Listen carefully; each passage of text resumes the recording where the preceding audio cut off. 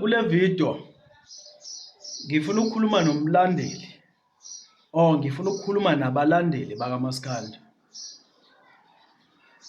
Balandeli bakaMaskandi, nabafowethu nina nizingane zakwethu. Ingabe umlandeli kaMthandeni, umlandeli kaKhuzani, umlandeli kabani, kodwa ingane yakwethu. So yekeni ke lento eniyenzayo. Yabo lento masenza ivideo la uthole ukuthi sincoma umculo uthizeni, wena uqhamuka uzongithuka ngenhlamba. Yeke mfowethu le nto leyo. Uthothi ngingena la ngenza ivideo, ngiyazidlalela ngicona umculo thizeni. Phela iwumdlalo lento yomculo, yabona. Suke siyidlalela la social media. Bese wena uzongithuka ngenhlamba, ungangazi ngisho ungazi. Ngoba wena ulwela iqhawe lakho. I-wrong le nto bafowethu. I-wrong le nto leyo. If umlandeli osile la ekhanda, musuthatha izinto zaka social media personal. Asikho personal kule nto esiyenza, siyadlala.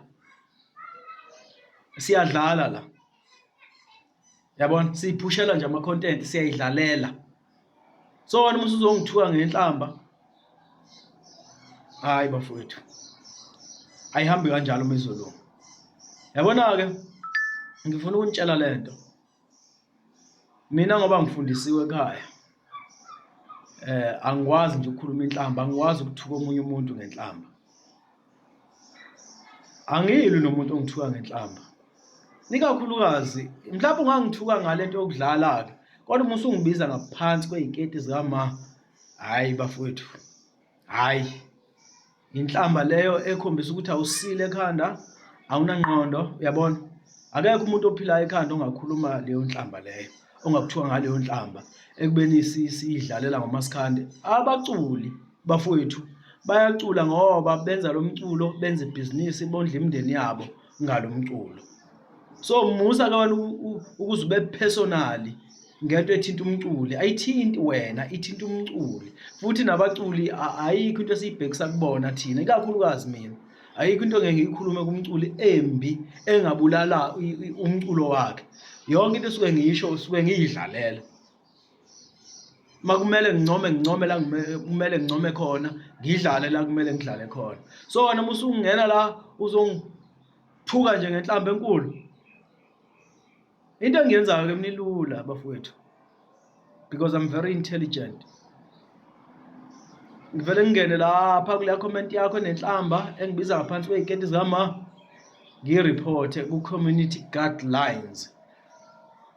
I'm sure nithuka le nhlamba ngoba ningazi ukuthi la if uthuka inhlamba ngiyakureporta lapha ya ikhishwe leyo account ananyana yakho engasile, enganamqondo, engakhuli ngisho ukukhula. Uyabona? Mina ngithuka ngaleyo nhlamba ngenza kanjalo. Sengibaqedile ko Facebook, TikTok, Twitter, Instagram. Once umuntu angithuka ngenhlamba enkulu, hayi angilwi naye, ngiya lapha ya ngiyomreporta ku community guidelines, i-check i-comment yakhe bese lo muntu uyakhishwa, uyablockwa. Ngoba ngimfundisa isifundo. Yeah, asibonge ithuba bafowethu.